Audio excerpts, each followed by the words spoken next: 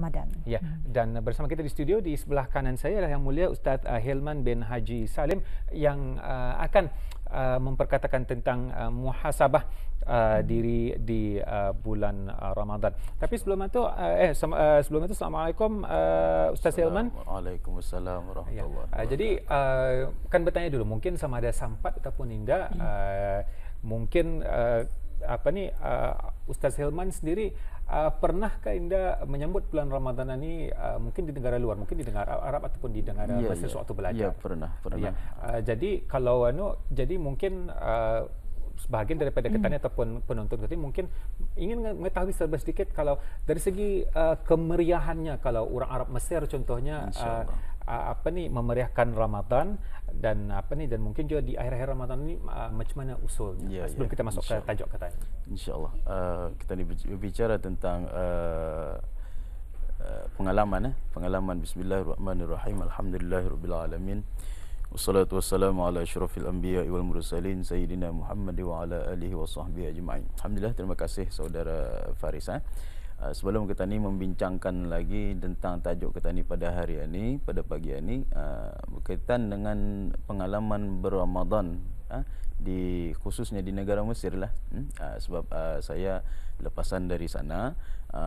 Tahun lepas saya dan keluarga saya, isteri dan anak berramadan di Mesir. Sebab ada hal yang dapat memungkinkan saya balik, hendak menamatkan pengajian, jadi saya terpaksa berramadan dan berhari raya di sana. Alhamdulillah, kalau menyebut tentang Ramadan di sana, masya-Allah, yakni di sana terasa sebenar-benar Ramadan, penghidupan Ramadan di sana, masya-Allah. Yang mana kalau kita lihat salah satu contohnya, yang paling ketara ialah dari segi pengisian masjidnya. Pengisian masjidnya di sana dari awal Ramadan lagi, masjid di sana sudah penuh. Bukan saja dengan orang yang sudah berumur, orang tua-tuanya, beliau-beliaunya, tetapi orang muda-mudanya, bismillah, masya-Allah, tetap dengan i'tikafnya dan tetap dengan Al-Qurannya, sentiasa berdamping dengan Al-Quran, sentiasa membaca Al-Quran. Dan di waktu itulah mereka, masyarakat di sana khususnya, sentiasa berebut-rebut untuk membuat kebaikan, membagi makan, menyungkaikan. Contohnya di masjid-masjid, waktu itulah para yang pengemis-pengemis ini, yang meminta yang kurang berkemampuan ini, minta maaf, di sanalah waktu Ramadan itulah mereka dapat memakan daging, contohnya yang makanan yang spesial yang istimewa di waktu bulan Ramadan disediakan di masjid-masjid. Dan berkaitan dengan tarawih pula, tarawih di sana pun masya-Allah ia tidak ada berkurang. Dari rakaat pertama sampai rakaat ke-20 terus saja tetap orang itu berdiri sembahyang bersama-sama imam. Bahkan kalau di Masjid Azhar lagi, Masjid Al-Azhar, di sana keunikannya sembahyang tarawih 20 rakaat. Akan tetapi di sana kebiasaannya yang membuatnya unik, 10 rakaat pertama diorang membuat dengan bacaan qiraat yang biasa yang kita ni baca.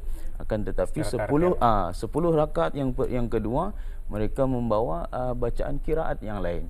Jadi kita ni mendengar pun siok, mendengar bacaan Al-Quran yang jarang kita ni dengarkan. Lagunya, bacaan-bacaannya yang sayu katanya, sayu lagi diorang membaca Al-Quran itu dengan menusuk kalbu dan sebagainya. Alhamdulillah, itu saja tentang pengalaman dia di Mesir. Ya, mungkin dalam ketani muhasabah diri, mungkin ada di samping topik yang diberikan, mungkin ada yang boleh kita ni, yang perkara baik-baik yang boleh kita ni tiru dari segi ibadah, khususnya lagi di terakhir bulan Ramadan ini, dalam kita ni merebut melipat gandanya amalan-amalan pahala yang Allah berikan pada kita ni. Insya-Allah.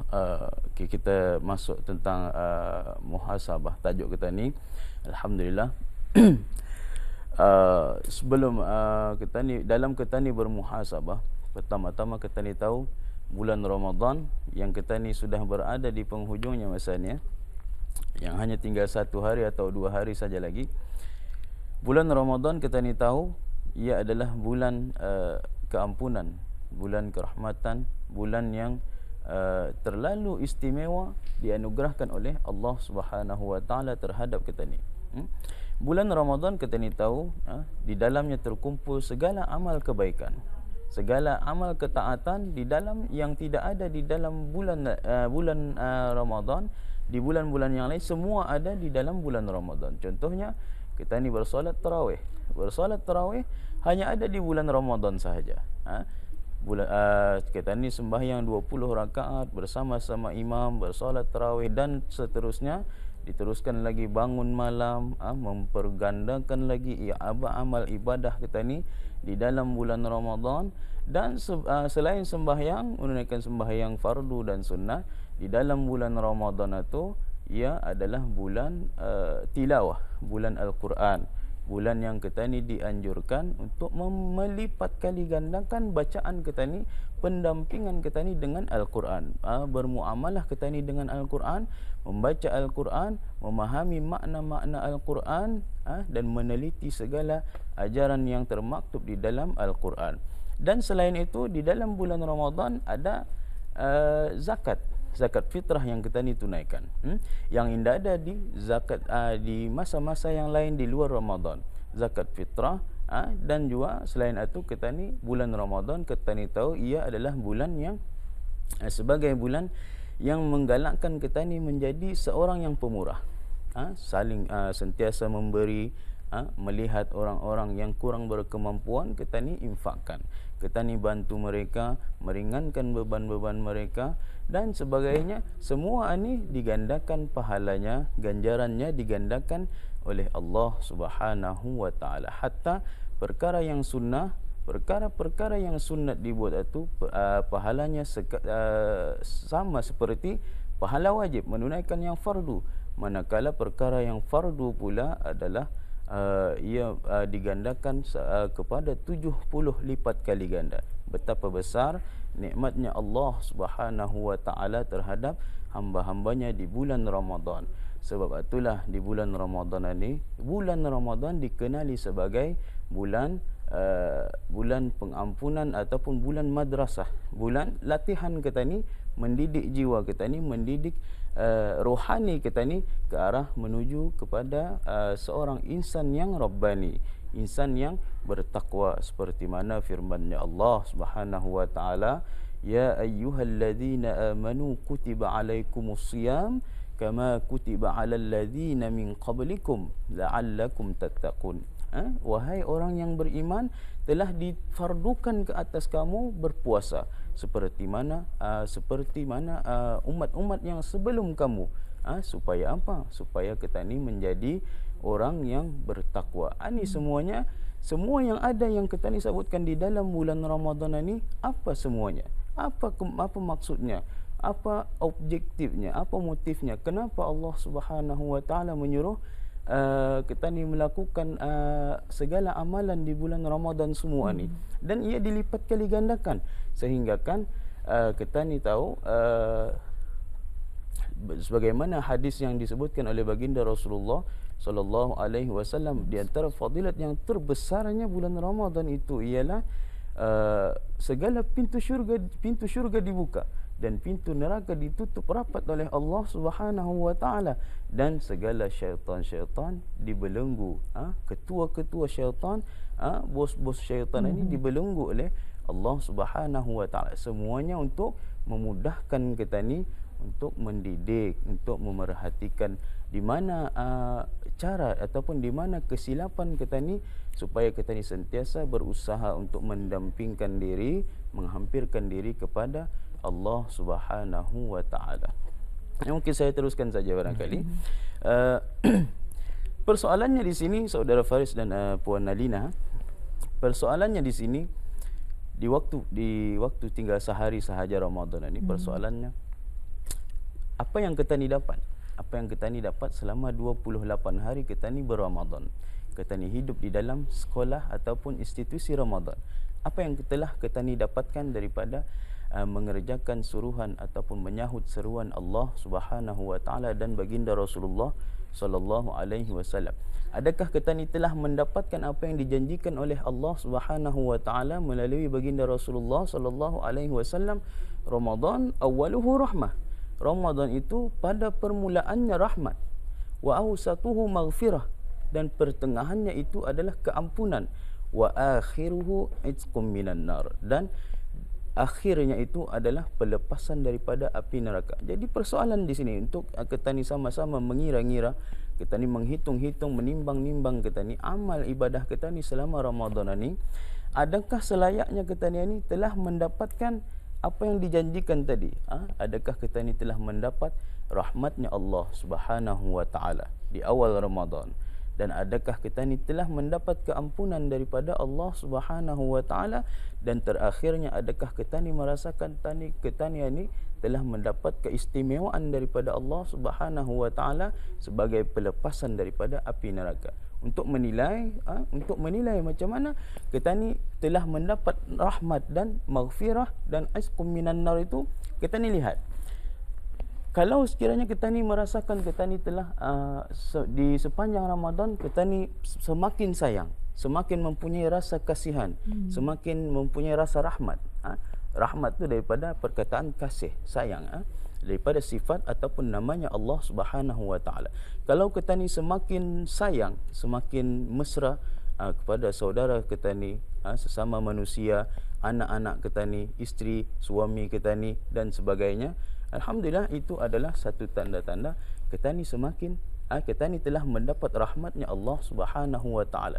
Kerana apa? Kerana Ramadan itu ia di samping kita ni menjaga hubungan kita ni bersama Allah Subhanahu wa taala, ataupun yang kita ni gelarkan hablum minallah, satu hubungan dengan Allah Subhanahu wa taala. Kita ni beribadah dan sebagainya, memperbanyakkan, menggandakan usaha, membersihkan diri, kita ni bangun malam dan sebagainya, baca Al-Quran, i'tikaf di masjid, berdua-duaan bersama Allah Subhanahu wa taala, menjaga hubungan bersama Allah Subhanahu wa taala. Dan di samping itu ia mendidik kita ni menjaga hubungan kita ni sesama makhluk, sesama manusia, hablum minan nas. Sebab itulah di bulan Ramadan kita ni disuruh untuk kita ni sentiasa bersifat pemurah, menggandakan lagi sedekah kita ni, merasakan apa yang sebenarnya dirasakan oleh orang-orang yang tidak berkemampuan untuk menikmati makanan, juadah dan sebagainya.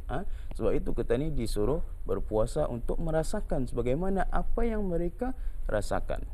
Dan itulah sebenarnya, kalau kita ni merasakan semua itu, berkasih sayang kita ni bertambah, alhamdulillah, itu satu tanda-tanda rahmatnya Allah Subhanahu wa taala telah kita ni perolehi.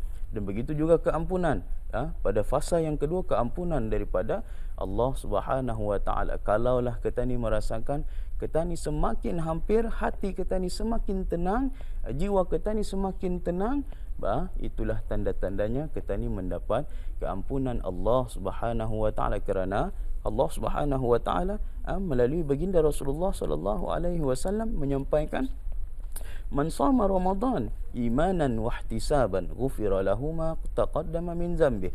Barang siapa yang berpuasa Ramadan, berpuasa sebenar-benar Ramadan dengan rasa keimanan, dengan penuh keimanan, wa ihtisaban, dan pengharapan, perhitungan, dengan penuh keikhlasan, ghufira lahu ma taqaddama min dzambi, ia akan diampunkan segala dosanya daripada segala dosanya yang telah lalu. Apalagi yang membuatkan kita ni tenang, apalagi membuatkan kita ni sejuk, diri kita ni hampir kepada Allah Subhanahu wa taala, selain apa lagi yang membahagiakan, membanggakan kita ni selain segala keampunan, segala dosa kita ni diampunkan oleh Allah Subhanahu wa taala.